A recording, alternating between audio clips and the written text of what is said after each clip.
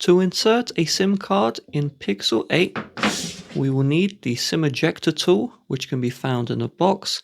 You can use one from your old phone or a paperclip or a pin. Then on the Pixel 8, the left hand side, we have this outline and a hole. This is the SIM card tray. So place the thin end of the SIM ejector tool into the hole and then push down until you feel a little click and the SIM card tray partially ejects. Then use your fingernail to pull out the tray.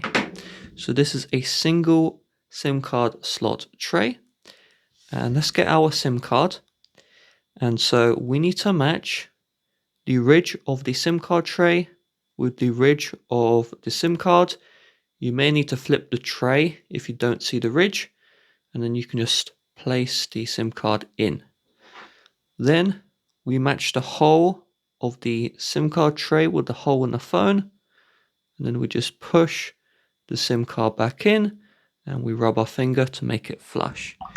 Now the SIM card is inserted and you can see the network there. Hope this helps.